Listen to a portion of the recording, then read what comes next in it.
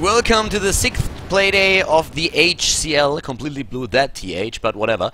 We have in our first game of the day Meet Your Makers. Now, actually, mYinsanity, sorry, going up against Whiskey Coca. Starting to the left side, we have mYinsanity with Ace of Spades on the Uther. We have Lowell on the Muradin. Yes, you heard right, he's not banned anymore. Apparently, his bug got fixed. HCL, their new player, is playing the Falstad. Freds, the Kerrigan, and Shinobu, the Abathur. Pretty cool lineup that we have for them. Whiskey Coca, on the other hand, a bit more traditional now, to the right side with the Arthurs, played by Whiskey himself, Yovel on the Illidan, Tyke is being played by Bloat, Tungja is playing the Brightwing, and Nasty is playing his Nasty Vala. The map, interestingly enough, is going to be, or is right now, Blackheart's Bay, and we already have the Falstad flying into the smiley face, right into the fray there. They're already waiting. If you're up against a team that has a Falstad, you usually don't go into the middle and try to contest that, because Falstad will always be there earlier than you. Then they have vision, know exactly when you engage, and that can only lead to disaster. But that's a nice trap here, and no, the Brightwing is not prepared for it, but oh my god, like Freds screws his stun comp up, like that was bad. That should not happen. We need to call Freds out for this one, because that was definitely his mistake. Brightwing should have died there, and I guess the team is completely agreeing with that right now. Yeah, missed his stun comp, unfortunately. Should have waited a bit more until like Brightwing was trying to move away. Didn't, and now Brightwing is still back with full HP. So the attack already in the mid lane, trying to get that top chest there, and Whiskey with the stun comp is suddenly in trouble, about to go down. The first blood here goes to MYI. The top team, or one of the top teams in Europe, definitely having so far a good start into this match, even with that missed stun comp at the beginning. Freds, of course, eager to make up for that, and he gets the kill on Brightwing. So all is good in the hood now again. Freds redeeming himself for the early blunder there. In terms of like composition, it's actually very, very interesting to have like the Muradin as the only real tank for MYI. Muradin is a hero that got played a lot more in the last few patches, and especially since he, not only like because his ability or his like regeneration was bugged for a long time, but also because his hit point regeneration in general was just buffed a bit, and this is still the case. So he's a pretty good stunner, a very tanky one as well. If you go for Avatar, then you can survive for a long, long time. Haymaker allows you to just like play domino with a lot of your opponents. And we might see that later. We're going to have a look, of course, at the talents, roughly around level 7. The Kerrigan at the beginning of the match is always great for the stun comp, and if you think about all the CC that we're having on their lineup, it's amazing. They have the Uther for the stun, they have the Muradin for the stun, and the Kerrigan as well. What Abathur can do, I mean, you all saw that already when I was playing myself in the last game. Abathur is pretty amazing if you know how to handle him, you know what I mean. So, level 4 for both teams. And Whiskey, even though they lost 2 heroes already, is still in a decent position when it comes to experience. We have them at the top lane now with the Brightwing. A very solid lineup for them, roughly what you would normally expect, with a single tank for them. Not going for a double tank lineup, but instead sticking it out with the Arthurs. They have the Brightwing for the heal, the double assassin with Tychus and Vala, which is actually great for the DPS. And then, of course, you have the Illidan as well, who can lend some single target DPS and also disrupts the backline. And he will try to take down especially the Kerrigan and the Falstad as fast as he can. Falstad is, of course, now where most of the damage from Team mYinsanity is going to come from. Abathur is going to copy Falstad, and then we're going to see both of those birds trying to just like get their shock and awe in and erase one of the targets as soon as possible with all of that extra stun that we have from the rest of the lineup. So pretty cool, awesome lineup that we have for both teams, and a very interesting game, especially since Blackheart's Bay is the map, a map that we do not see all that often competitive play. mYinsanity has been doing very well in the HCL. You can't say the same thing for Whiskey Coca. They've played 4 matches and they have lost every single one. Of course, it didn't really help for them that 2 of their players quit playing Heroes of the Storm or couldn't really like face the quota anymore with their time invested, and that's when we just like saw them pick up 2 new players. And that also is something that a lot of the teams had to suffer lately, and mYinsanity is also one of them. They didn't lose 2 players, but they lost Araragi, and now they are playing with HCL, a French player, due to my knowledge, who is actually doing a fairly good job with his team. So he fits in very well and also supplies a lot of damage there. Shinobu was apparently the one who tested all the new additions, and they decided on playing with HCL for a while now. Chests spawning once again. We still have not a single ghost ship activated, but now Jovel is moving in with his Illidan, and there's a bit too much company for HCL. He doesn't really want to do anything with the bird there. Up to the top, that's where Lowell at least has to face Nasty. And the thing that you have on a map like this is, Abathur is nice and all, but you want to have the copy for the fights. You really want to have the Abathur clone. Without that, it's always getting tricky for you. So down here, ooh, the lockdown! And missing the impaling blades, but the primal grasp at least hit home. Just not in time for them to really prevent the cannons. The thing with the cannons is now that we have no tower killed before, this one is going to survive. And if you have an Abathur, then you always have Mule picked up. And we see that right now also here for Shinobu, who by the way went for promote. Like, he does on level 1 basically what I did with my own Abathur build here, the Symbiote Spike Burst, but he did go for promote after all for his hero. We have also a slight variation for blowout on the Tigers with the melting point instead of the pure overkill build that we usually see. And it's hammer time for Muradin, as you can see there. It's the hammer, and the hammer. That's the only target that he has there. So the Mule should drop any second now at the fort in the mid lane. That is definitely the job of Shinobu right now, to make sure that that fort is not going to die to like a quick poke by the opponent. And I would be very much surprised if he doesn't do that any second right now. I'm actually surprised that we didn't see the Mule yet. Probably he's in cooldown and used it earlier to one of the walls. That's the only thing that I can come up with right now. Brightwing and Whiskey Coca, they're trying to get their first kill. It's so far, and they lost actually another hero down here with apparently like a surprise kill against the Tigers, and that was so far well done. Kerrigan this time with a lockdown, and KSL there too. So they get their own ship as well, and that will also not kill the fort just yet, because both towers are still standing in the middle. But the important part is, of course, that here there's no Mule on the side of Whiskey Coca, and without a Mule healing the fort up, then you're always in trouble when your opponent decides, well, that fort is mine, I want to have that experience. So you can go in, drop the fort, and then you're good and golden. Down to the bottom lane, that's where we see Shinobu positioned, trying to push against. Yovel still has 7 coins, and he desperately needs to turn those in, especially on the squishy Illidan. Another kill, this time on the Brightwing, and up here at the top, it's not even done just yet. Nice shotgun, going straight against the, oh my god, they don't only get the Arthurs, they get the Vala as well, and get all the coins back that were just lost as Kerrigan and Luther died. It's a 2 versus 3 at the end of the fight, and we have actually the Avatar form for Lowell, which I like a lot. There have been a couple of players who have been stating in the past that they think that the only valuable, or the only ultimate, the only valid one for him is the Haymaker. I think it was actually well met that said that, and Nomi. I'm not quite sure. I don't really want to vouch for that. But personally, I think that especially if you play like a single tank with Muradin, then the Avatar form is absolutely amazing, and that's what we're currently seeing Lowell do here too. That hit point burst that you get and all that tankiness, that really pays off for you. Copy is already coming into play, or is it just boring up? Abathur, it just goes up to the top, very far out on the map right now, and just like trying to push that in as far as he can. We have 2 kills versus 6 now, level 12 versus 11, and with the heroic abilities now, not really too much surprise here. Rain of Vengeance instead of Strafe. We have, I guess we should mention the Avatar, and we did that. Divine Storm is being used, which is also pretty common. Oh, the apparent move against Yovel, who still didn't turn in. He might lose those coins, but Ace of Spades is in trouble. He stuns. He goes down, though. Vala with a quick shot in the face, playing Cupid here, and just hitting Uther in the butt. He doesn't like that too much, and drops dead a second later. So, we have down here Shinobu on the clone, moving in and trying to at least take down the creep wave there. Even with the heroic ability, since he couldn't get that off earlier. Up to the top lane, what we see there is now the entire lineup of Whiskey Coca trying to get that golem, and they are going to get that for sure. Brightwing actually was killed there. Where did that happen? It must have been here. What does Brightwing do here? He has like no business whatsoever in that spot. Interesting. So 7 kills against 3, and then try to get a counter kill. He has the bosses about to move in. Level 13 versus 13. That's what we're seeing on the screen right now. Boss, of course, being attacked, and let's see, triple. Oh my god, like triple rewind. That is definitely quite something, especially with the changes to the rewind that we just saw in the recent patch, where it now resets the entire cooldown and not only part of it. So very interesting there. Spell Shield on Vala, that's something that I definitely didn't really expect here. The Spell Shield helps you against the Shock and Awe, it also helps you, I guess, against the Kerrigan, but I really thought he would go and try to even dish out more DPS. If you play double Assassin and then have also the Illidan in there, I guess you don't really have to.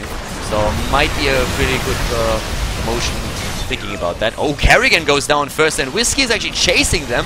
Oh, they have so many coins, by the way. They have like 14, 15 coins. That's definitely a ship for them. They get a double kill against mYinsanity. And mYi is struggling.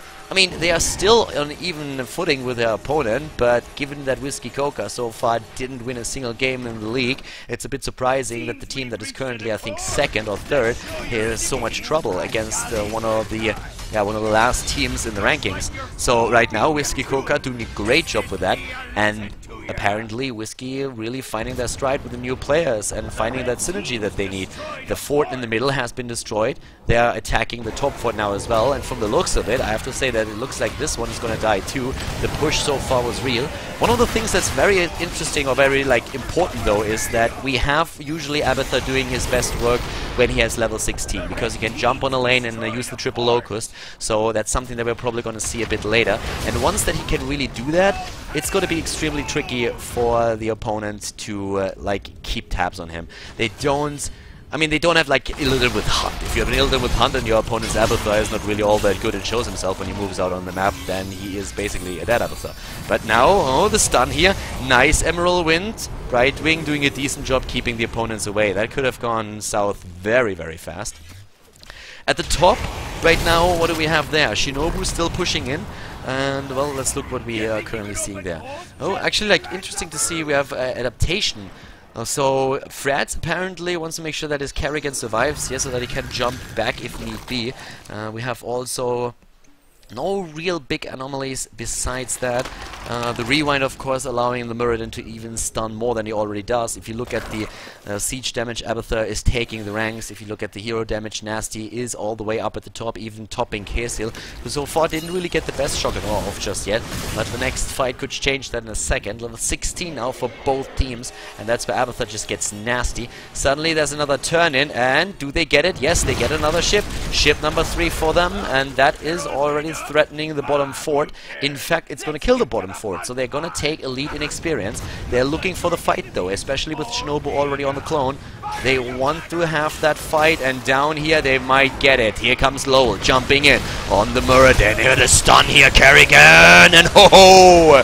That double shock and awe. One of them actually interrupted. Shinobu moving back on the clone. He's trying to get the shock and awe hit, but he didn't. Kerrigan is dead. Arthas is dead too, and Yobel alone just doesn't stand a chance. But Ace of Spades is about to die as Kesil goes down, and there goes Ace. It's a 2 versus 3 in favor of Whiskey Coca.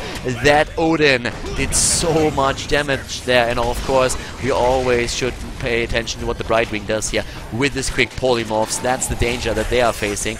Nice move healing Nasty in the last second, and they get that bruiser camp.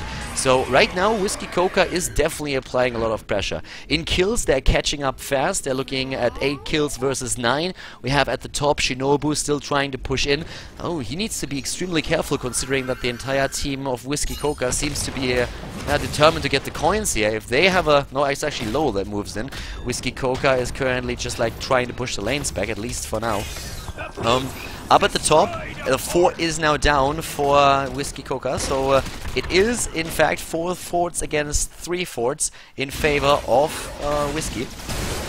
And mYinsanity, now with the 16, should be able to start pushing a bit.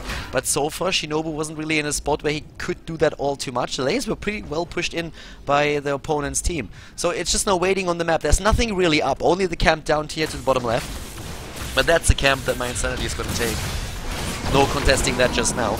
The hard camp has already been taken, and I guess the battle for the boss is going to happen very soon, because that boss is going to be up in another 9 seconds, and there comes Whiskey Coca already.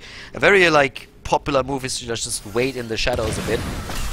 But they are going straight forward. They're trying to sneak that as fast as they can. I'm actually curious if they're able to pull it off. Yeah, they are. Looks like mYinsanity doesn't really want to fight there. They don't move into it. They instead get the turn in down here with 7 additional coins on Lowell. But now they have to deal with a boss.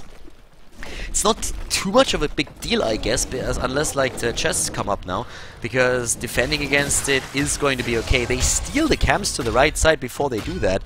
While Whiskey Coca is now pushing in full force with that boss there as well. That could get nasty extremely fast if they have the whole push. They even get the night camp. Now it's 2 camps pushing in. So with the bruiser camp and the boss now, this is an extremely dangerous situation for mYi, and they need to all back and deal with that while they have their own push at the bottom with the Siege Giants, which can do a lot of damage. But Whiskey Coca so far still on level 19. They are pressuring them so hard. No chests up yet. I guess that keep is definitely not gonna fall, not with the mule still there. But still, it's level 19 versus 18. Whiskey is doing a decent job, and so far mYinsanity is starting to have a bit of trouble, especially since now, of course, with the pressure thanks to the boss, we have the opponent's team turning in without being contested whatsoever. There's like no pressure. What the hell was Shinobu doing there? Oh, okay.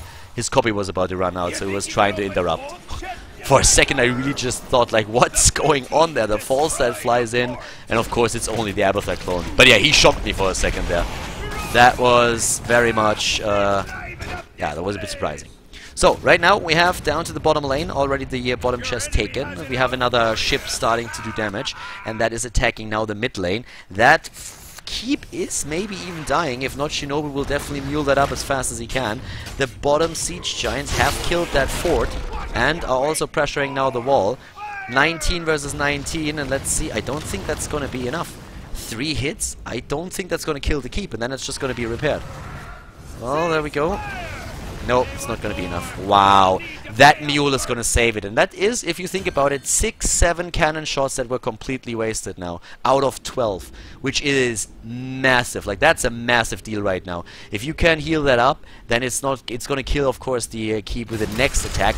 But still, that was very well done. The best thing for Whiskey would be to just, like, push in with the 20 and try to drop that.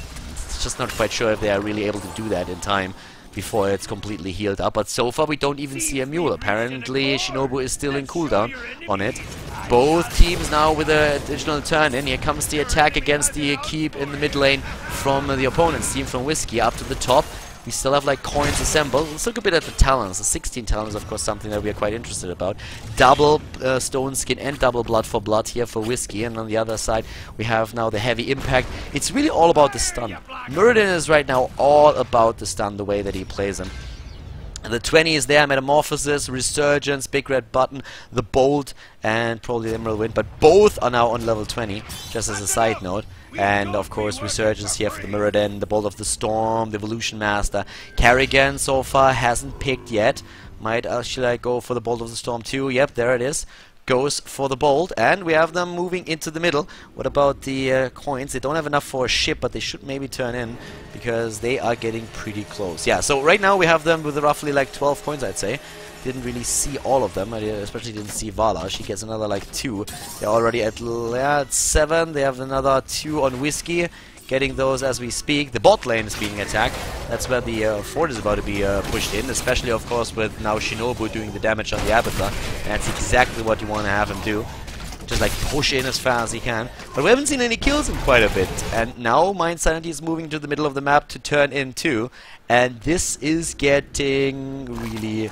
There's finally the mule, by the way, to heal up the fort here, or the keep, so he's starting to do his job. Are we going to see him? Yeah, he's going to push the top lane for now. But both teams, like, so reluctant. Like, look at this. The Whiskey knows, okay, we can win this, boys. And, I mean, if you go up against mYinsanity, you know that it's going to be a tough game. But they had an advantage here for a long time. They couldn't really fight with the level 20 because the time window that they were looking at was just too small. But still, they could potentially turn that in right now. That's 8. That's 9 that they have. That's nearly a ship. That's nearly another barrage from the ghost ship. And if they get that, then the mid keep is gonna fall. But only the mid keep, not more than that, and that's a bit sad for them if you think about it, considering how low this one was already. This is all about positioning. It's about the next fight. It's about, like, who is getting the first kill, who's able to lay a trap that is successful, something like that. And this is not gonna be easy. And of course, one of the big focus points in this game is going to be the boss that respawns in like 15 seconds. You could either take the boss and then push with him, or you can wait until the opponent moves up to take him and then push the bottom lane in.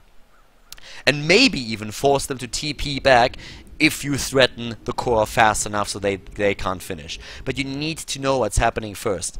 And well, these moves, they have the ship. They turn in 3 coins and then they have the ship. Up here is the boss. There's the Abathur mine, making sure that they know where they are. This is going to be mid-keep. This is going to be the keep. This is going to die.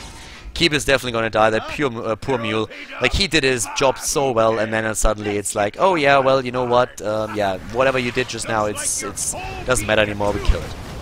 it matters, of course. Like, that's another, like, 4 shots that are completely wasted on that fort because the mule healed all that up. So only the rest of them goes in. The lanes are de-pushed now by Whiskey, and that means that the boss goes to mYinsanity. And that's the dangerous part. A boss 20 minutes in, or 19, is getting pretty strong. So if you are up against that, you need to be careful when your opponent's team is pushing it. And they are getting it. Here comes the attempt to take him down. A bit of damage done against Ace, but he's not getting baited out. Oh, Odin has already been popped. They want to have the fight. They're going for the fight now. Franz is about to die, but the Odin form pops, and the boss stuns 3 of them. The boss stuns 3, but Freds is down. Ace of Spades is nearly dying. He goes down as well. Oh my god. Whiskey is annihilating them. If Lowell dies, he's gonna drop 10 coins. Shinobu's clone is gone. Lowell is being attacked. The stun is so damn good. Oh my god, Nasty nearly dying, and Yovel is trying to move in. They don't get Lowell. Lowell is moving back now with 10 coins. They didn't get him, but the chests are up. Chests up, and the top fort was also, or the top keep was taken out. So 2 keeps already lost, and that means 2 more ships, and the ships alone are gonna take the core down. They need 2 more ships, and then it's over. Then they can win with the objectives. The problem, of course, is that for 2 more ships, they need 42 coins to make that happen. Not really easy. They have a lot of coins now, though. They have at least 10, thanks to the chests, if they grab this one. And Uther is down another 16 seconds. So with Uther down for all that time, you can turn in. You can get an easy turn in there, but they want to have the bottom bruiser camp first. Vala is making sure that the walls are being pushed out, or the lanes are. Uther is about to be back, and they already walk into the middle. But I think Abathur clone is still down, so it's all about the heroics that he can use in the next fight. The Bruiser camp is going to start pushing against this keep, and it's the last keep that they have. But we also have 1 keep eliminated by Shinobu earlier. So it's 1 for 2. But look at this wave! That is a lot of EXP, and Shinobu is already there, but 1 lonely Abathur has a pretty tough time pushing that back. I mean, look at this wave. It's insane. It's absolutely crazy. This is like the crazy wave. This is like the insane wave. Turn in, 6, 8... Oh my god, 16. They have actually like 28 there. Or like no, 28, 18. Oh, but there comes the fight. They're moving in again. Shotgun, oh, and the stun. Whiskey is about to die. Oh, Yovel on the Illidan is already dead, but so is the healer for MYI. Oh my god, Lowell, the Muradin. Oh my god, he can die. Muradin is dead, boys. This might be game. This might actually be game. They're turning in. This is going to be 1 ship for sure. And considering that they're starting to push in the bottom now, they might be able to core that. They might be... No, actually, like, it's only Muradin, of course, there's Resurgence, and Uther is 40 seconds down. But yeah, this is getting extremely scary now for MYI. How many coins do they still have after this? Oh my god, they still have 7. 7 coins. That is quite something. But they want to core it, don't they? They are definitely gonna kill the keep with that. Oh, actually, like, the wall is isn't breached. They might not be able to get it just yet. They should turn in. That's 13 coins that that's 14 coins that they have. 14 coins, that puts you 8 coins shy of getting, like, the last ship in. The thing is, like, I just realized now that with the wall down there, it's not even gonna be the last ship. They need 2 more. If they want to only finish it with the coins. But they have so many already. Wow. Next ship is going to kill the keep, and then the one after that is going to kill the core. Huh. And they have the coins now for the ship. Or they are close. They have 10, they have 18, they have 20. 2 coins, that's all that they're missing, and they're going to get them now. This is going to be another ship for them. This is going to be the last keep. And then they only have to go for the core. Wow. This is crazy. Them getting this many coins, I mean, killing Lowell helped. 10 coins were lost in that fight. And, well, if you look at the kills, that's 12 to 9. MY is really starting to struggle with that. Top damage dealer is Nasty. Then we have KSL and Abathur. Siege damage, 244,000 on Shinobu. Here comes the fight again. They turn in. Emerald Wind. And, oh, they get like 16 coins in. They get 16 coins, they put the ulti on Whiskey so that they can move away. They still didn't get the ship in, they have another 6 on them. But yeah, this is getting scary. How much for the boss? 36 seconds and then the boss is back, and Whiskey is already moving up there. What is MY doing? I mean, this game is now so close. We are 24 minutes in, and with that, any wrong move that you make, any stupid fight can cost you the game. And Shinobu can't really utilize the false set now. I mean, the chests are up, and that's a lot of coins. Bottom chest goes to MYI. But with the chests being up and Shinobu dropping out of the burden in a second, out of the clone, it's gonna be a very tricky fight for them. They cannot really take that. Shinobu is already up at the top because he knows that his bird is gonna be down in just a few seconds, so he's trying to just like unhorse them. He can't do that. Here comes the ultimate, but that didn't do anything. He's gonna pop out of that in just a second. And with that happening, I mean, what exactly can they do? They can't take a fight until clone is up again. Or at least they don't want to. I guess they could, but they are gonna try and prevent that. Oh, Lowell at the front. They're turning in everything on Blade. This is gonna be Keep. Yeah, this is gonna be the ship. Keep is gonna fall now. And look at this massive push in the middle. This is... They are gonna try and core it. They are gonna try and core it. Whiskey is on the move. Whiskey Coca is trying to win their first game in the HCL against mYinsanity. And the bottom Keep is about to die any second. They're split though. They're split. Oh my god. Like two of their heroes didn't really move correctly. They should just let Whiskey die. He still has resurgence. Oh my god. What a blunder. What a bad move. Yorval jumps in from the bottom, but two heroes are already down. Brightwing, they kill one, but here goes the Illidan. What a move. I cannot believe that just happened. Two cannonballs go to the core, and that puts the core down to 99%. Oh my god. Like 53 seconds on the Uther. They cannot finish. MYI cannot finish, but they get at least the coins. Wow. 3 kills in that battle just because they were split. We had Brightwing over here and the Illidan. They tried to move down to the bottom. They were split. Then suddenly the Arthas was caught over here. Brightwing jumps in, but Illidan is a bit late to the party and they were not really organized. So now they just have to defend, wait for the rest of their heroes. Thank God for them that they killed the Uther. Without that, I would have not put it past MY to just like move in. The one thing that's of course scary is that MYI has only 16 coins turned in so far. That means that right now with another 16 they're able to take it. Oh my god, like this is on the other hand. Are they gonna take that fight? It looks like they are trying to. Yeah, I don't think they can. They need to be careful. Like, if they get stressed out now, then they're gonna lose it there. But still, 23 versus 24. Slight stat lead for Whiskey Coca. And everything is down. Everything is down. The mule healed that 1%. The mule healed the 1%. Oh, like that. Better safe than sorry. So the ship is in, and the ship is gonna kill this one. So one Keep is gonna go... This game is so close, that's not even funny, is it? I mean, up here... Oh! The clone is down again. Ah, that's unfortunate. It's a 5 versus 4 now again, and the boss is being attacked. And if that boss is being taken, then what that means is that it's gonna go straight for the core. It looks a little bit like mYinsanity wants to fake it now. They know that the boss is gonna be taken, so what they're probably gonna try and do is just like put pressure down here, try to like core it, or at least do it, force the TP, and then TP back. The boss by then will be at their core, so they TP back in here and can then kill the boss. That's like the smart thing that they should do right now. Yeah, there they go. Oh, they... Oh, what? Can they actually do it? What? What? No way! Holy shit! I thought they were faking it. I thought they were faking it. They don't. They just kill it. Holy cow! mYinsanity wins against Whiskey Coca. What? GG. This is crazy.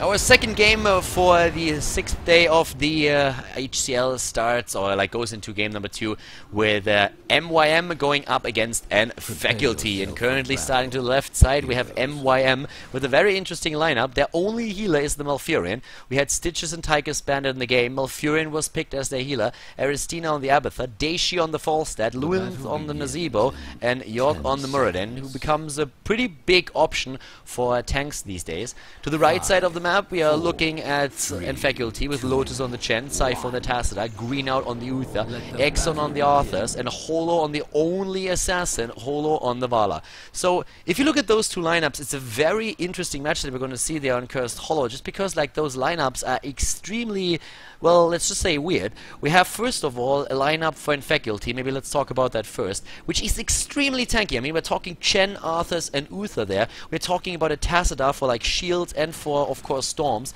But we have only one assassin. That's not a whole lot of DPS that we're talking about here. The Chen, of course, and the Arthurs can dish out quite some DPS, but it's more an overtime thing than that burst that we see from assassins like Vala Nova. It can work, but let's find out how the Nova is going to play there. Nice root against Daishi. Double stun follow-up, and Daishi is not going to make it. Good start for Faculty, so that worked out for them.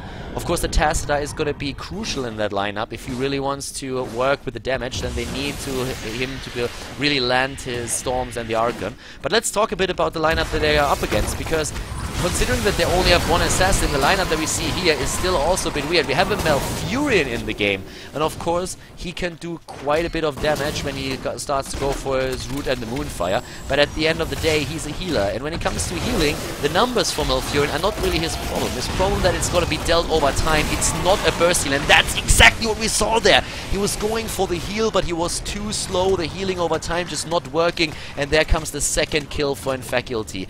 In general, we see for Meteor Makers now a lineup that is a bit squishy. With the Abathur here, we have the Falset and the Nazebo. Good damage between the two of them, and of course with the Abathur, we basically have triple damage dealers for them. But that heal can really, the heroic ability, make up for that, and that Entangling Root with the stun that we see from York. There comes the Vault by Holo. Well done here, dodging everything. And he's doing a pretty good job against 3 down here in the bottom lane. The Mirrodin was once again picked. He's not bugged anymore with his hit point regeneration. Blizzard fixed him. He's still pretty strong, and teams like what they've seen. And here they move again against Lewin. He has no escape. Green out with a burst heal. And that's the difference between an Uther and Malfurion. Malfurion running out of mana really fast here. This, by the way, the white Malfurion. It's a little bit like Gandalf the Grey and Gandalf the White. Nobody ever knew what exactly they were going on with that. I mean, Tolkien, what the fuck were you thinking? It's like one of those hip-hop things. It's like he's just saying there's dude, I'm not Gandalf the Grey anymore, I'm Gandalf the White. Yo! And yeah, everybody was just weirded out because that didn't make any sense whatsoever. Unless you're a hardcore Tolkien fan, then it might have, but still. So we have at the bottom lane still that tri-lane going up against Holo, and look at Holo just dodging everything. It is like Holo is just basically looking at those 3 and he's like, yeah, you boys, you're my bitch, because I am not gonna die here. And so far he's done very well. We still have like camps taken. It's actually like 3 players going for that, with Lotus moving to the top lane to soak the XP again. They're a bit ahead, they're taking the Knights, and Holo is down at the bottom lane and really doing a great job with the soaking. Just look how he's always in a spot where he can really dodge that. And that vault, of course, helps him. Shouldn't actually use any other skills here if he can help it, because that's just going to drain his mana pool, and he really wants to keep that up. In the mid lane, we'd still see Cypher on the Tacita pushing back Daishi, and Meteor Makers is under a lot of pressure here. It's 3 kills against 0, 1 tribute has already been taken, second tribute is going to come at some point. Oh, both of them actually like looking for a little bit of a staring contest that they have there. They're just staring the fog, they don't really know where the opponents are, but they know they are somewhere. Moving in, and uh-oh, the trap might actually snap. They're moving back, but yeah, those two are not going to act alone. That is just not going to happen. They move in, and there it is. They get maybe one of them. No. Oh, nice move by Exxon. Exxon feels sorry for them and moves into the the ring of zombies there. The wall of zombies traps him for a second, but of course, you just don't simply take down an Arthas. That just doesn't work. Boromir already told us in the past, you don't simply kill Arthas, and he knew that already, and if he did, then we know too. Daishi is in the mid lane, still active, like using the boomerang, doing whatever he can to push that back. Looking at the talents that we have for them, we have Abathur. That's the build that I was talking about with Aristina. Going for both of those. Needle Spike is actually like pretty cool, but at the same time, what you really want to do at times is get that. It's a hard trade-off not getting the mule there. But that's the build that I've been using for Abathur a lot as well, since the patch is extremely strong. Mirrodin here going for a clap build. York playing it a bit different from the Stormbolt build that we've seen in the game with mYinsanity playing. So quite a few variations that we have. Holo with the Vala yeah, going for the repeating arrow and the siphoning arrow here. It's a build that we've seen quite some time. Vala probably one of those heroes that has the most builds that are being played there. Down to the bottom there, what do we have? It's Daishi just like pushing back that lane again. We have the bottom lane with the tri-lane dealing with the Mercenaries and Siege Giants and also Holo here at the same time. And yeah, that's actually pretty fun. But we have also now with 2 tributes taken, the 3rd spawning, and that means that Meteor Makers has to react now. If they don't take this one, then they are going to be in trouble. Daishi's already moving in there in position, and it looks like we are going to see Faculty give that up, and they don't need that tribute. They do not need the real 3rd tribute. Instead, they are going to get the boss. That's one of the things that a lot of pubby players don't really get right now, that sometimes you can let a tribute go if you get something out of it. If your opponents are already set up in position and you would have had a tough time moving in and dealing with them anyways, it might just... That was done by Holo. I have no idea what that was. Okay, that was a Holo brain fart that we just saw there. Like, he moves back with a vault and is actually safe, does a good job with delaying them, and then he's in cooldown on the vault and he decides it's a good idea to move over here.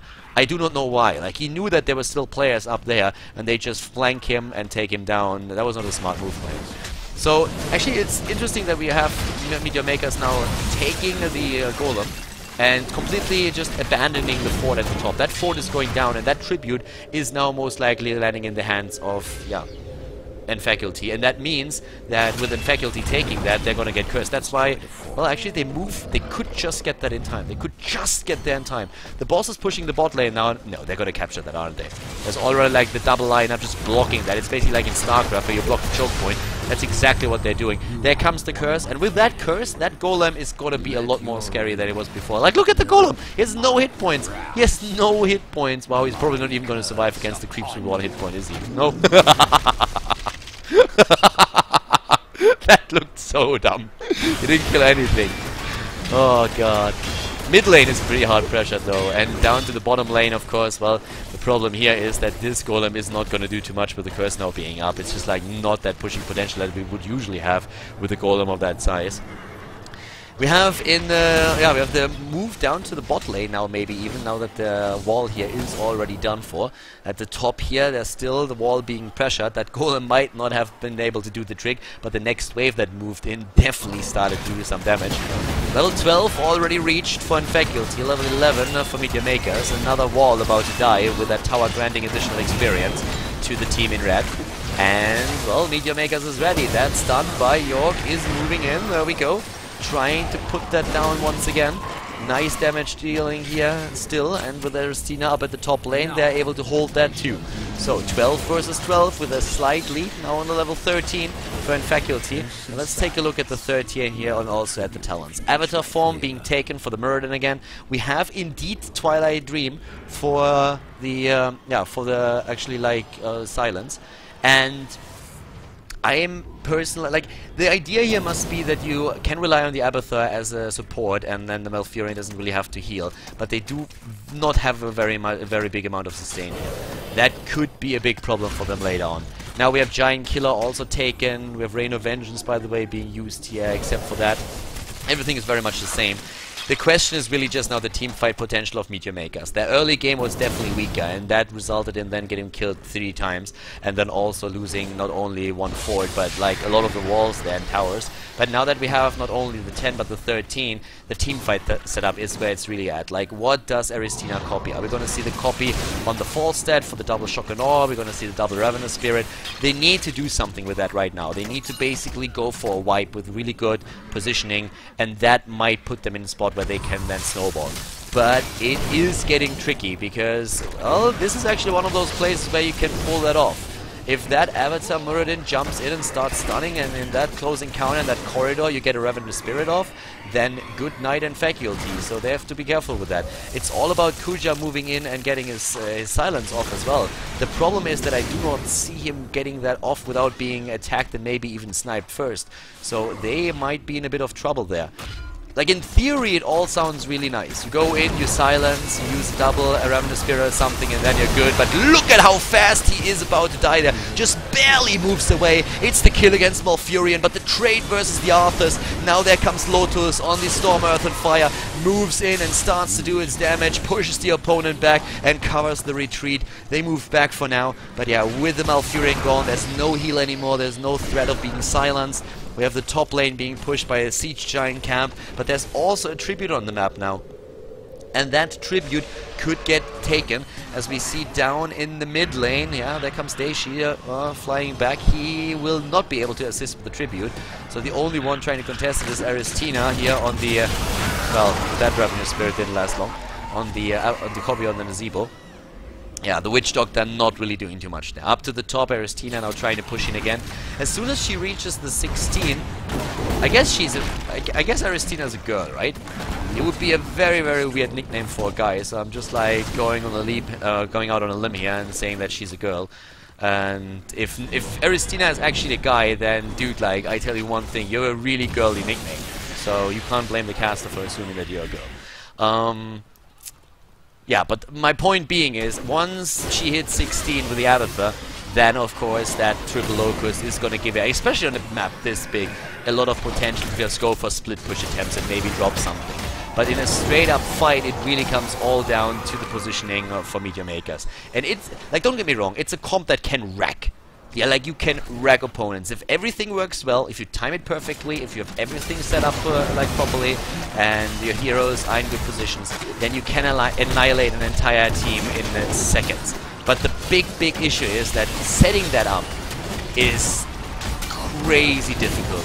Especially when you're up against someone like a Chen that can move in, stun from the double stun actually with the ultimate, and of course a single stun from the Uther. There's so much that you can just like do to interrupt that. It's very dangerous. 4 kills against 2, and well, with that killed up at the top, we are still in a position where we suddenly have now an advantage in the experience at level 16 already for Meteor Makers. For them it's, by the way, amazing that they don't only get the golem, but they have the tribute right next to it. Second tribute for whoever takes it. And, well, they're already starting to move in down here. Both teams are actually just waiting for an opportunity. It looks like Faculty might give up on the tribute, and instead goes for the boss. Nice split that we saw there. Sypho is still up at the top here, trying to delay and deny the tribute. But for how long? I mean, I don't think you can do that too long. The thing is, though, they still have this one pushing in, and only Aristina is pushing back against that. Over here, tribute is going to be taken, and well, that fort is of course now already eliminated, as you could tell. But they took down the golem. The problem is that Green Out and Sypho are in a bit of trouble there. They need to be careful. Now the rest of the team moves back. That tribute is still there, by the way. The tribute is still there. I was sure they would be able to take it, but no, we had them interrupted over and over again. Great job by the Tassadar, but he's extremely low in mana now, and they might have to abandon that fight regardless, just because he's so low. Look at his mana pool. Like, he has nothing. There is nothing left right now, and there's the capture by Kuja. Not really much to do about that. Oh, the move against Daishi! The Ravenous Spirit comes into play now, though. Great positioning by Lewin, and the shotgun. Wow, look at the Raid of Vengeance being dropped against them here. That worked well, but still, it is a 5 versus 5. But Green Out! Oh, the shield! But yeah, it's too much. It's just too much.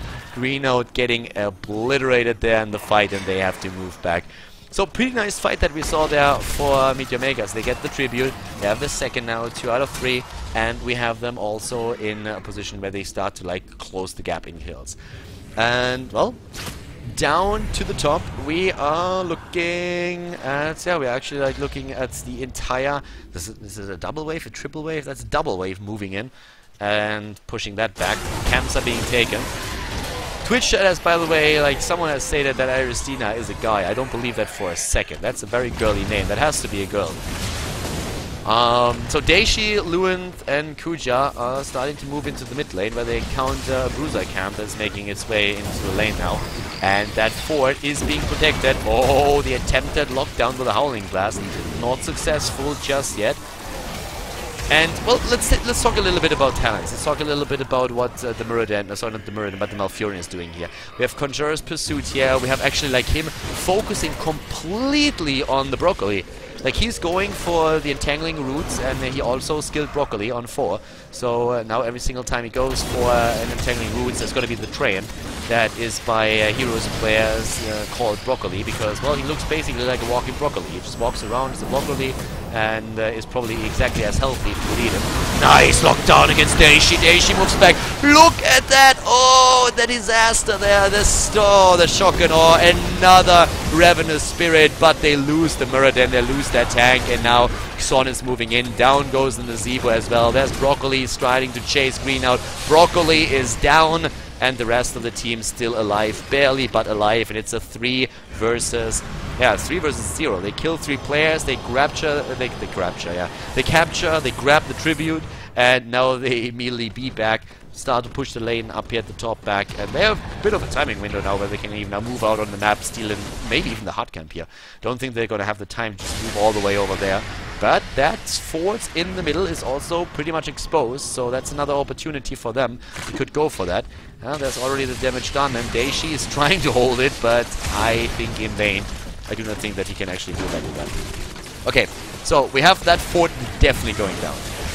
Nothing about that, and yep, there it goes. So nearly level 19, and the experience lead now again for Faculty. This game is actually like extremely close. 7 kills against 3 might not really indicate it, but if you just look at the experience, that's what really matters. And yeah, over there, TP back, getting the mana again. Oh, tribute on the map again. Right next to Green Out. Green Out already in position, and this is the important one. This is the curse tribute. This one is gonna hit the curse, and well, there we have them in the party bush. Going for the party, and well, let's see there. Oh, Daishi. Yeah, okay, down there they're trying to delete, to eradicate Muradin. Nice entangling roots. Good shock and awe against Arthas. The problem is that Arthas is probably the guy that can heal himself the most. But wow, that ultimate here by Lewin, really well done. Arthas is gone, but he's not the only tank. They have another one. Completely ignoring the Muradin here. Just killing the Malfurion instantly. Sypho is just shifting away before he gets stunned. Drops another storm. Aristina with a copy is trying to take down Uther. Not really successful though. And Luant is being dropped as well. Oh, yes he is. But we have Lotus also dead. 3 versus 2 kills. And Uther is dying too. Wow, they're gonna get cursed here, aren't they? Oh yeah, they are. Well done by Meteor Makers. Such a back and forth game. Like every single fight ends in favor of a different team. And now we have like so many camps on the map. They could get a double golem, possibly. Go for the double boss.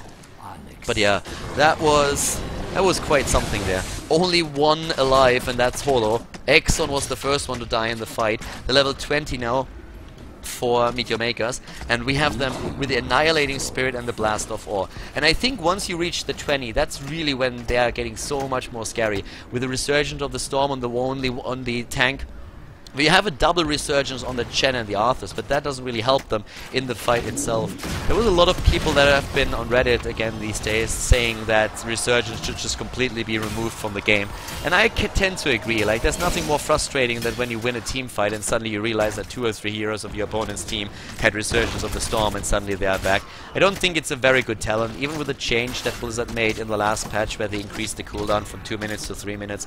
I do not think that it's a good option. So I don't think it makes the game better or adds anything to the game. It's probably something that should be eliminated, and I feel it would work. But they also said they are currently looking at the talent. The problem with Blizzard is sometimes that if they say they're looking at something, you never really know if something's going to happen or not. So yeah, I hope that at some point it's going to become reality. Yeah, besides that, I mean, right now we have the bottom lane pushed by one of the bosses. We have at the top lane also another attempt by Meteor Makers to get boss number 2. Just looking real quick at the talents that we have for Faculty. There's of course the Twilight Archer, which is going to be great. The Divine Hurricane, one of the most amazing level 20s in Heroes of the Storm in my opinion. And we have also Resurgence of the Storm twice for them.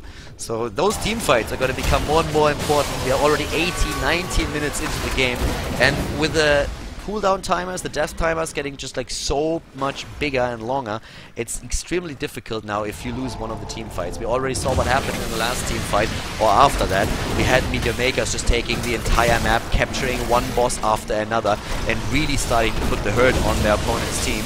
But now they are in a spot where they only have to defend against that tower push, but suddenly the bottom lane is being attacked by, yeah, Keep is being killed too by Meteor Makers moving in. And all on the back of this one fight that they won. It was a really good one, by the way. But yeah. So right now, what do we have? Exxon and his team, they are looking at the top lane whether they leaded the golem. The keep is extremely pressured. That should allow Aristina to just move in with the Abathar up at the top lane, drop the triple locust and take that down. I'm actually very surprised that she didn't switch lanes immediately. Or he, whatever. So, might be able to get that anyways. It's gonna fall eventually. This is not something that you can hold. An attempt to actually bait. Daishi is a master baiter, and he's right here, and he's just like baiting and baiting and baiting, and it doesn't really work because there's nobody there to be baited. But if there was somebody to be baited, Daishi would bait him because he's a master baiter. So we have now that we have the bruiser camp actually taken, the tribute is spawning, and now they realize, okay, that all that baiting didn't do anything because nobody wanted to be baited. So they take the. They actually start to move. What, are they just going to try and YOLO that? Whoa! They are, aren't they? They're trying to go for the back door. 20 minutes in, there comes the copy, and they're moving in. Now they have to be back immediately, and there it is. The immediate move back, and let's see, is it going to be successful this time? Oh, the stun! Holy guacamole, the stun! It's too much! The first one is down, Malfurion is gone, and this is how you not backdoor against an Uther of a level 20 talent. Oh yeah, first one already dead, and where is... Yes, there's the Nazebo dying as well. So suddenly for 1 minute they don't have the Malfurion and the Nazebo. The Abathar stole the tribute though, that would have been cursed. If Faculty would have gotten that curse and then moved in with 2 dead for the opponent's team, that would have been brutal. But 70%, that's what's still on the core here. I wonder how that team's conversation went. Alright guys, we got to move in. Alright guys, move back, run! Pull the Frenchie. Well, either way, they have to defend with like 3 players now, and well, one of them is the Abathar, not in the clone. Abathar lost his clone too. So that means that there are 2 heroes trying to defend against that, and yeah, it doesn't really work that well. The Malfurion is going to be back in a second, but you can already see that this keep is going to fall. Yeah, but Abathar moving in, he's going to kill the keep right here at the top, so it's still an advantage for Meteor Makers, but still. It's tricky. It's really tricky, right? This game is so damn close. Like, it's on the edge. And, I mean, I'm not kidding. This is anybody's game to take right now. One team fight that you win, and the game is going to be over. And here is the tribute. The tribute that, again, counts, because it is going to be an important one, since if Faculty gets the tribute, then they will curse the opponent's team, and then most likely get at least another keep. Or at least complete map control. They're already trying to take it with Holo there. Holo moving back in. They're going for York, and not the entire team is there. Nice stun against Daishi. No, oh my god, that drop against the force. That's so well done by Green outside for the rest of them. They get the Malfurion too, and this is annihilation right now. York moves back with a quick leap in the last second. Aristina traps herself. And the tribute can now easily being taken, with the boss already being target number 1 for an Faculty now. They get the boss and they move actually in the they want to finish. They want to finish. They just realize that they have a window here with 2 heroes down and the copy gone for, oh my god, like Aristina's ult here doesn't do anything either. The copy is not going to help them at all, and they are just going for the core right now, and that might actually work. With 2 heroes down, they have a very, very good chance of finishing the game here. Here comes Aristina's copy, still alive somehow, but still, that core is already down to 70 seconds. Lotus is in trouble, but Exxon is looking strong, and this is going to be game, and Faculty is going to win it here. Meteor Makers was so close, but the victor of the game is Faculty. Congratulations to them taking another win at the HCL.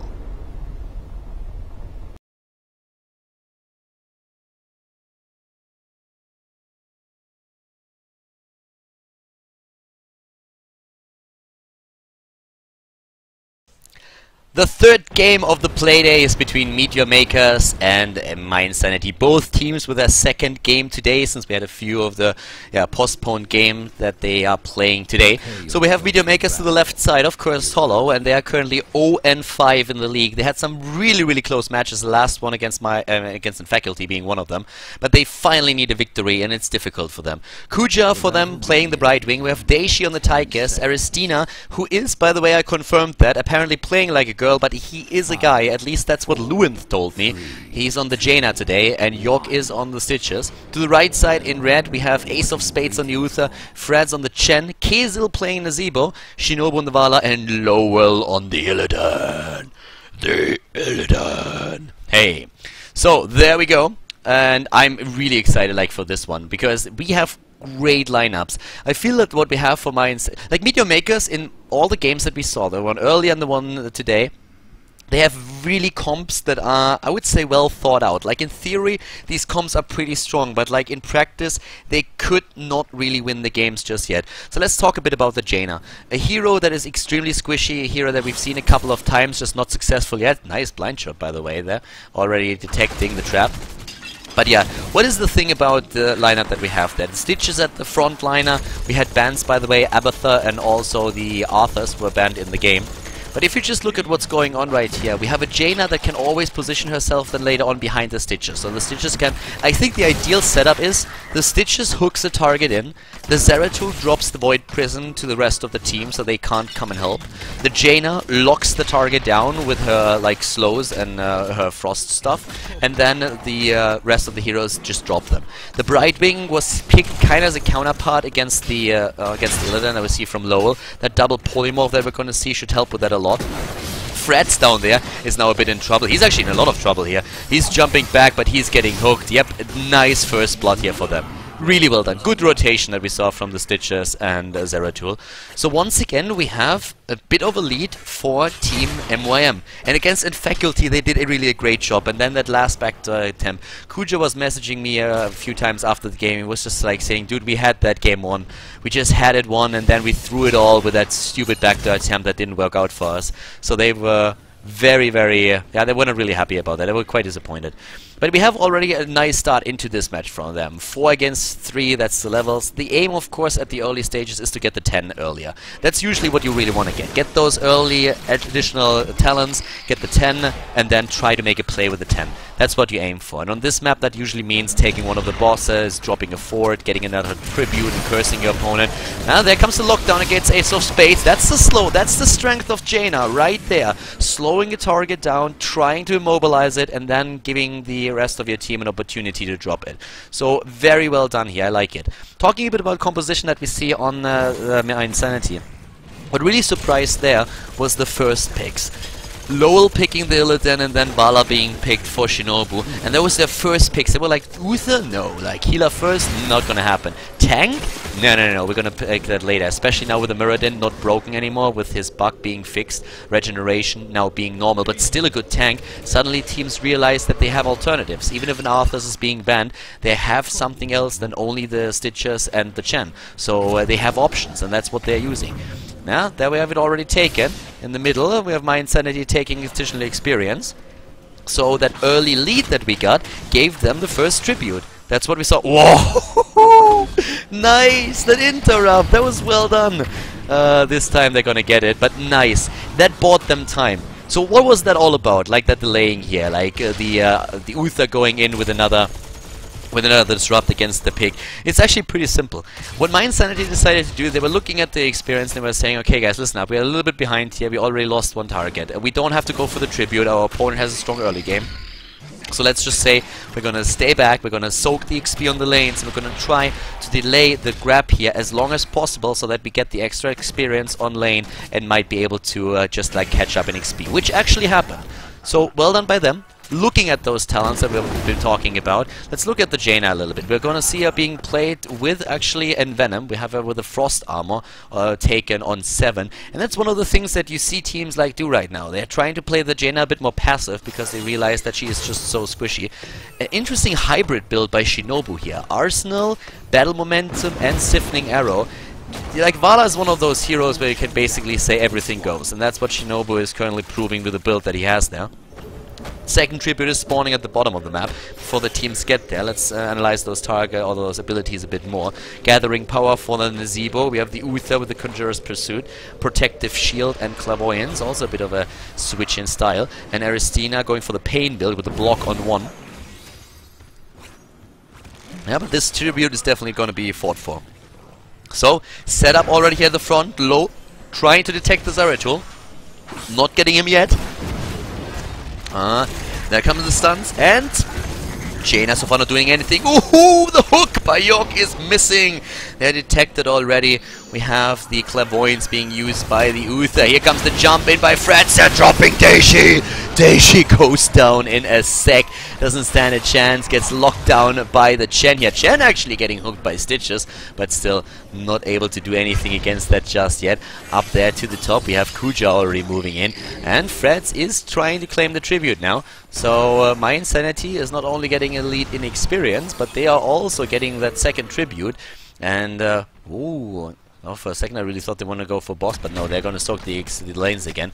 MYM needs to be quite careful with how exactly they're going to play that right now. As long as they're not being caught out, they will still be able to get their level. The interesting part is actually that we had a bit of a... Oh, no!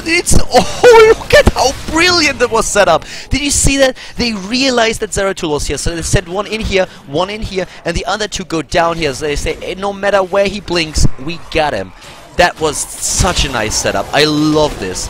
Like, very few teams would have been able to coordinate this well, so very well done. We have with the Zeratul now something that is quite interesting, especially for a map like Cursed Hollow. What Zeratul can do right now is drop his Void Prism and then steal a creep. So if he times it well, and he just starts to drop the Void Prism when there's the circle on the ground where you can capture the Mercenary, then you can steal that. And on a map with 2 bosses, that is an extremely powerful tool to have if you have a good Zeratul.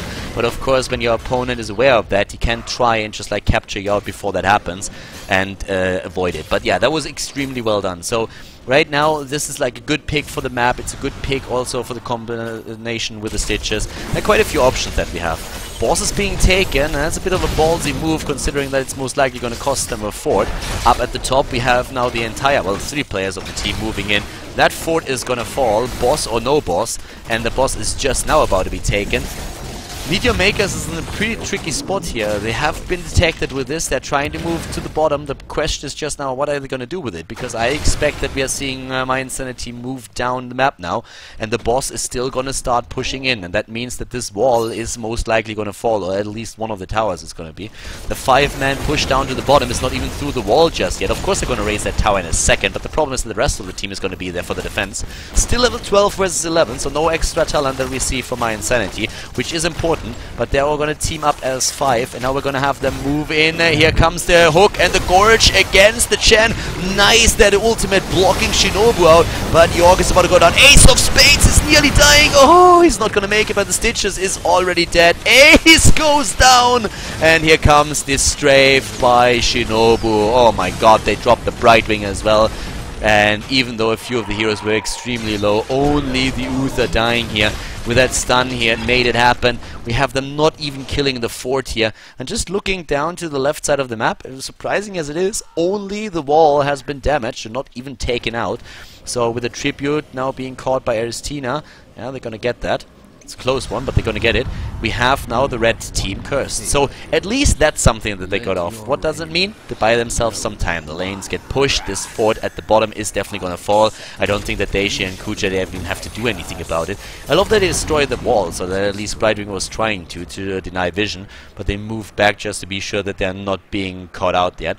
So we have 13 versus 13, and we're gonna look at the talents here.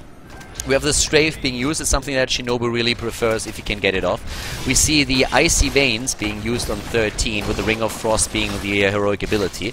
A bit of a fight that we have down here, basically just fighting for the wall now and getting the extra experience. Of course, what MY wants to do here is catch up in XP, and that's where destroying structures comes in very handy. But, oh, nice polymorph against Ace of Spades. Shinobu is being pushed back. The hook is not hitting. York is in trouble and goes down. Jaina was trying to lock the opponents down, but she didn't really come fast enough in here to make sure that that happened. So once again, the Stitches is dead. 5 kills against 2, and that curse was kind of worth it. I mean, they at least killed the wall at the top, they killed the 4 at the bottom. It was a good curse. It definitely gave them some experience back too, gave them a bit of room to breathe. But yeah, it's still tricky. The Void Prism here being used, the Emerald Wind, we've seen it in action, the Ring of Frost by the Jaina, and well, as the talents we have, of course, the double sprint here for the Nzebo, for the Uther. We also have the Rewind on the Brightwing, which makes that Polymorph just like so dangerous, and the Wormhole for the Zeratul, which is going to help Iristina to just do the damage here and just jump across the map, being so mobile that it's very hard for the opponent's team to really catch up with her.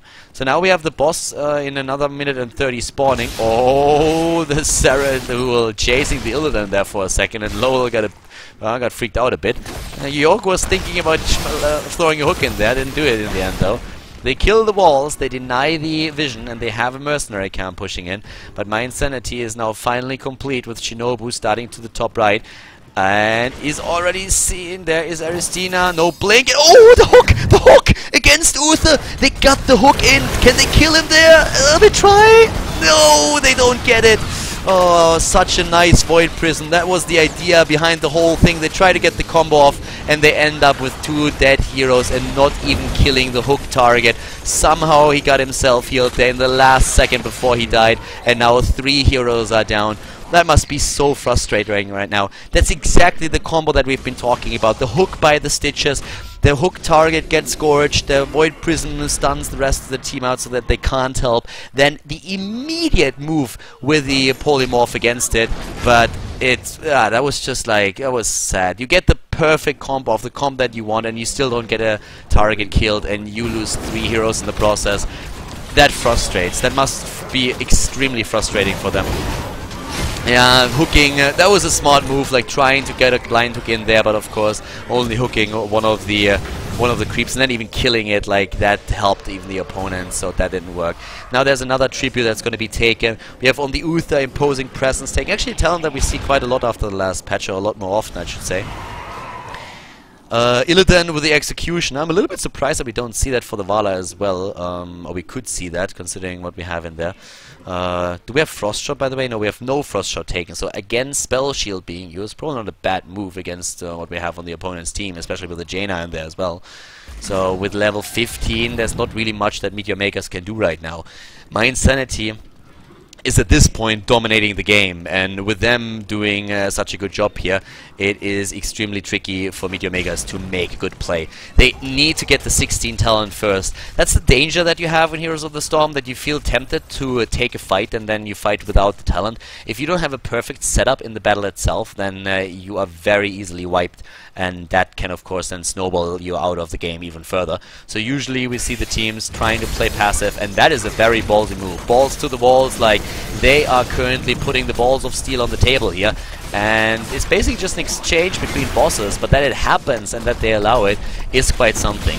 Usually at a situation like this you would say that Meteor Makers has good chances of, mYinsanity has good chance of getting both of them, but now it's a boss pushing the top lane and probably going to kill that fort. Like, I don't see that surviving at all, and they are already in position for the next tribute, and they will have the 16. The 16 is going to come in any second right now, and as soon as they have the 16, they're just going to drop the fort here. They will be in position for it, and mYinsanity knows that. mYinsanity knows it's not going to work. They also know that they don't really need the tribute. It would be nice to curse the opponent's team, but they can't, like, Meteor Makers can't do anything. It's the first tribute for them. So they just exchange a fort for a fort.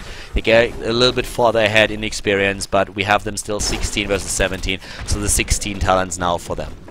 And that's the fishing hook here, by the way. Full slam build, but a fishing hook. And that's actually smart considering that they are behind. They need like a bit of a wonder hook, like one of those plays where you can actually get a perfect hook in, and of course, especially with the combo that they are playing with the Zeratul, that's what you want. Stitches is trying. That was a bit too early. Like, that did not have much success. Nice Void Prism. A great Void Prism, actually. Catching a lot of them out there, but Stitches is dying regardless. And Jaina, she has, like, no life. That KCL ultimate that we saw then last second, oh my god, like, doing so much damage, and they keep is about to die.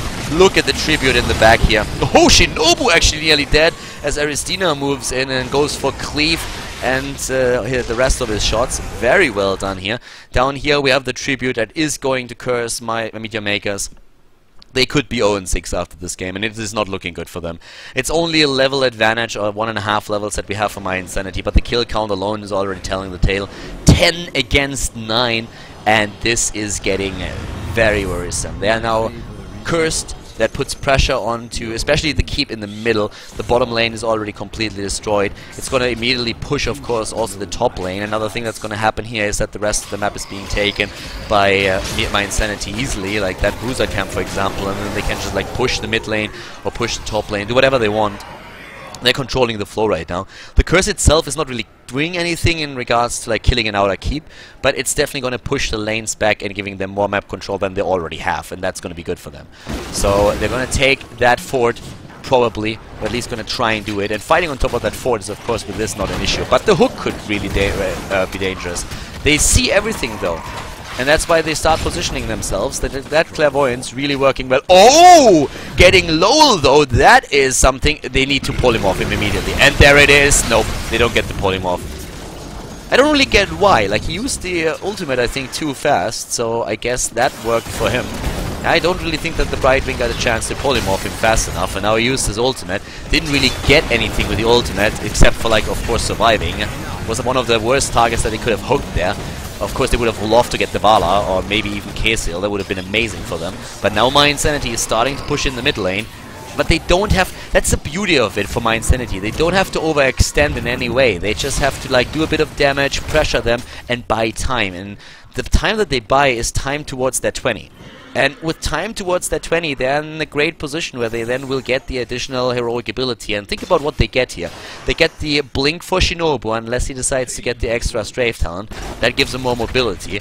They get the massive Divine Hurricane for the Uther, which is a great thing in itself. We are going to see for the Chen Resurgence and the Annihilating Spirit for the Nazeebo, which is always amazing to see, because he can just like do so much damage with that thing. It's insane. The damage meters in the game already as is in favor of the Vala with 25,000, and HCL down here with another solid 16,000 is not looking too bad either. There comes the setup against York. By now they completely have the number of mYinsanity. They know what's happening here.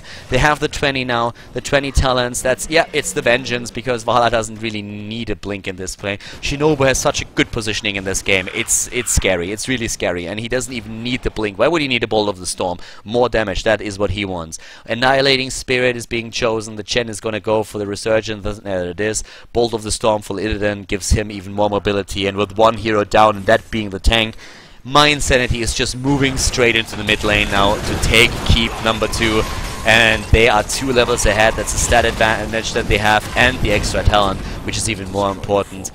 Yeah, the singularity spikes that Aristina is just using the entire time. They add up in damage, but there's very little that they can accomplish with this. Now they are even losing another tribute at the top. They can't even go for that. Like, you couldn't even if they wanted to. And for them, it's really, like, as ridiculous as it may sound, but it's really for them the objective to get level 20 now. And that's an entire level. And I know that's a lot of time. But if you've ever played with, like, a good team, that's usually what happens in the TeamSpeak. I mean, I've been subbing for mYinsanity every now and then when they needed someone in scrims. Not really all too much, but, like, it's always the same thing. When you fall behind, it's always like, guys, we need to get an entire level. Play passive, don't engage, just soak XP, go in the lane, capture that. And you allow your opponent to take the map, because you know you can't do anything. There's like nothing you could do.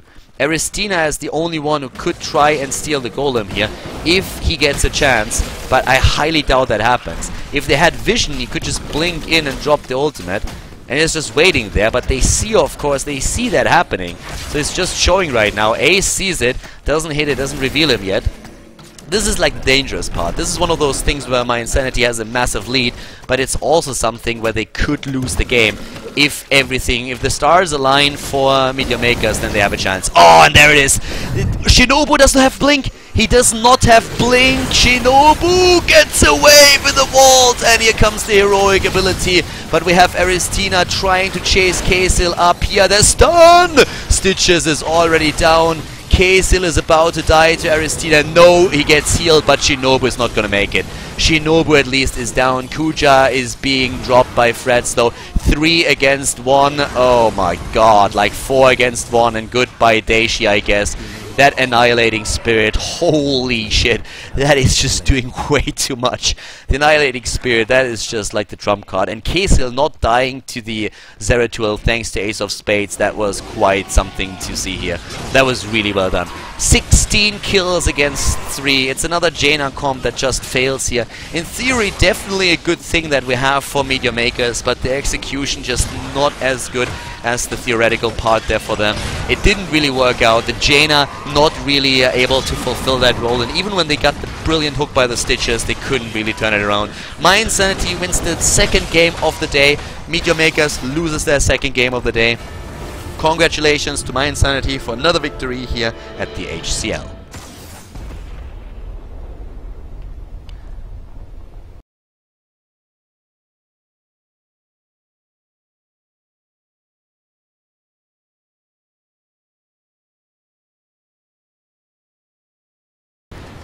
Alright guys, we are in our match between Alternate and Millenium. I was nearly going for the wrong team name there. So Alternate versus Millenium at the HCL. We are currently looking at Cursed Hollow. Again, it seems to be Cursed Hollow Day. We have to the left side of the map, we have currently Millenium starting with Vortex on the Abathur, Alastor on the Tacita, Lucifron is playing Arthurs, and we have LOL versus XD on the Vala, with Grand Paquette picking the Malfurion that we see for the second time today, also because we saw already an earlier ban on the Brightwing and then a pick on the Uther by Alternate. Krolu has picked the hero up, Mopsio is playing on the Tyrael after Stitches was banned, and Gluehammer is on the Tychus, Sasha on the Chen, and Falstad played by Guccio.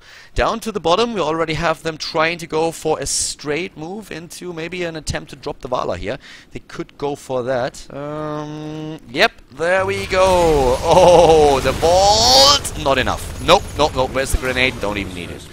Really well done. First blood done here, so already 1 death for Millenium. But a really interesting lineup that we see for them. The Malfurion was played already once today with the Silence on level 10, and with the healers banned there for them, basically the choice was between Malfurion, Lily and Rhaegar, and then decided that with the comp that they are playing, it would be a much smarter option for them to go into the Malfurion. And I'm interested to see if that works out for them.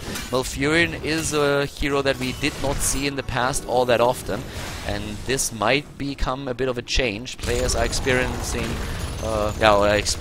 actually a lot more with different builds. Even Lily has been played quite a bit, not really in competitive games just yet, but in scrims she finds a lot of use, and people are just like trying to find out if they can make the Lily a solid choice, especially since she dishes out like incredible healing numbers that are very, very good.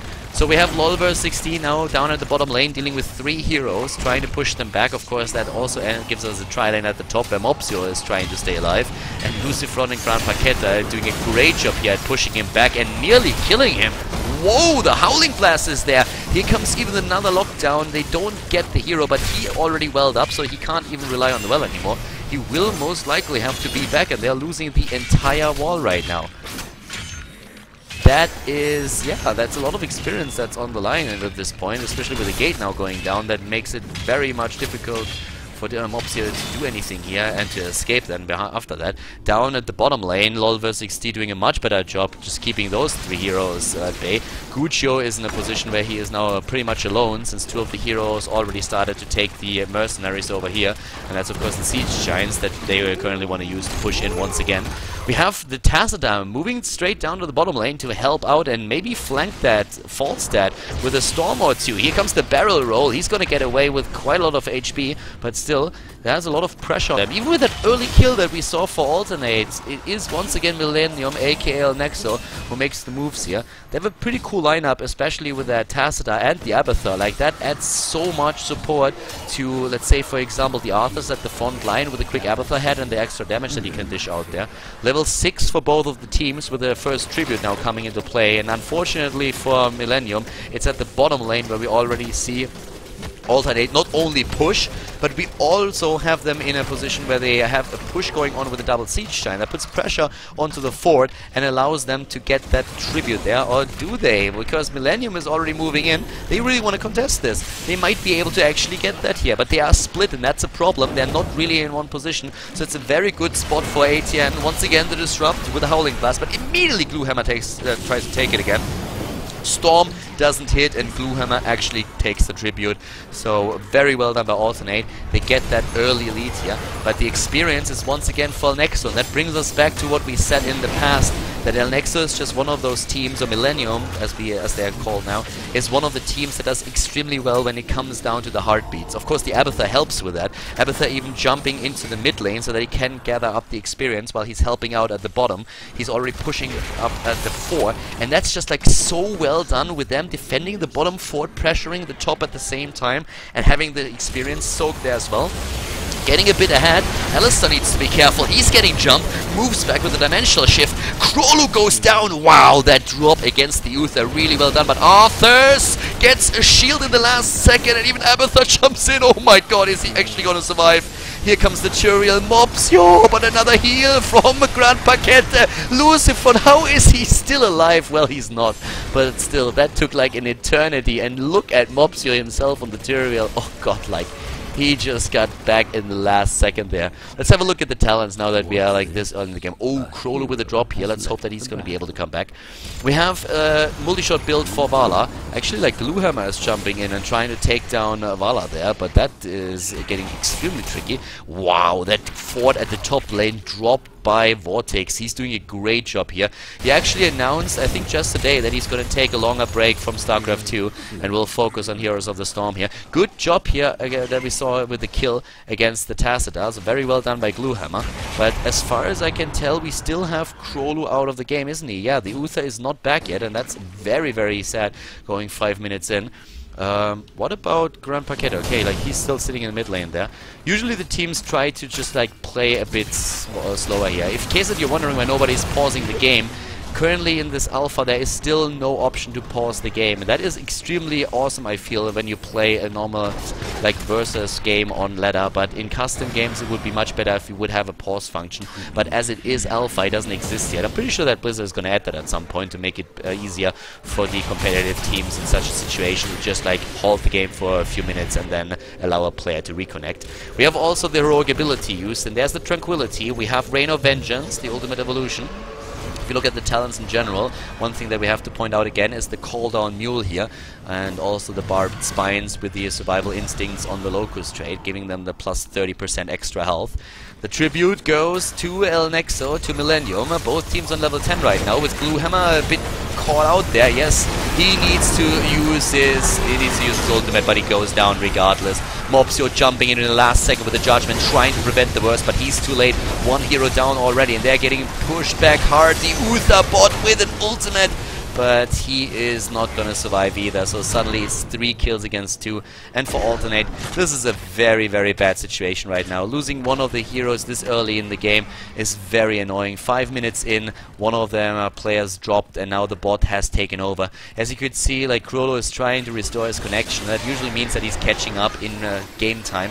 So we hopefully have him back in like 30 seconds or maybe like a minute, considering that it was like this early in the game when he dropped. But it's extremely frustrating for Alternate that they still have so many connection problems, and it's definitely, of course, interrupting the play of the rest of the team as well. The attempt to take the boss, but Millenium is already in position, and they're starting to jump in here. Mopsio is doing what he can. The Uther bot is about to go down, and they are trying to at least drop the Vala, and they get them. But Sasha on the Panda is also dead. Oh god, and the Tyrell also. I mean, they can try and trade Grand Paquette out there. I doubt that they're going to be able to make it.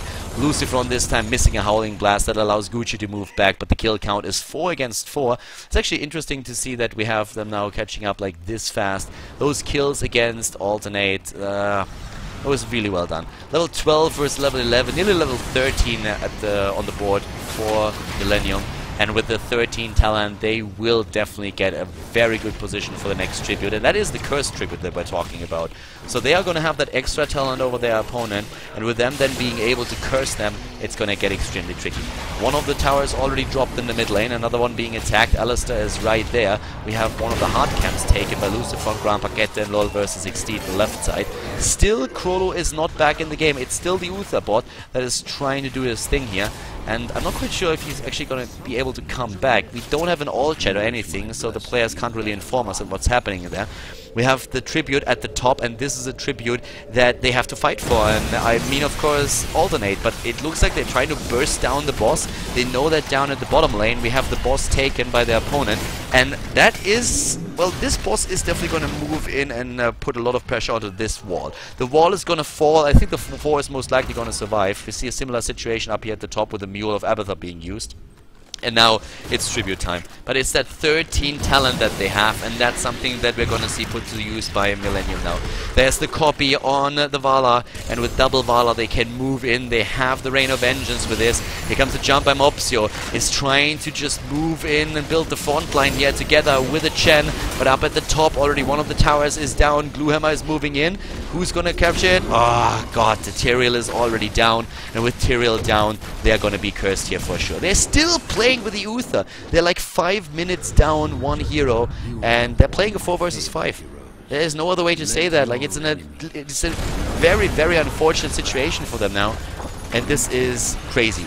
So right now, let's see what the talents currently say. We have completely built here with Frost Shot even. So multi-shot, multi-shot, multi-shot. That's what we're seeing from LOL 60 on the Vala. The Shrink Ray on the Tassadar. If you look at Malfuria, and then we have the Rewind being used here. We have the Elun's Grace. Another thing is that we have the Scouting Drone taken, for example. Double Relentless on the Tychus and the Chen, which is interesting since Tychus oftentimes actually picks the Stone Skin instead of Relentless. Down here, the team fight. We just came in time to witness how the Odin form is being taken out, and already a lot of damage done to Alternate. They're moving back. The Uther bot is trying to survive it just somehow. He actually gets away for now. Gets locked down with a Howling Blast, but even comes back, heals his team up once again. Mopsio, he dies on the Tyrael, is moving in to dish out at least a bit of damage, but as you can see, the entire Millenium team moves back. They didn't lose a single hero here, so it's still one hero kill for them. Level 60 now, a 3-level lead. It's not so much the heroes that they took down, it's the structures. They killed 3 forts already, and this is the big problem that Alternate is facing now. The Scouting Drone putting good vision on everything that's happening there. We have the money pick up to the top for the Tychus. He's riding it, all the dirty esports money that we have for him here. Gluehammer.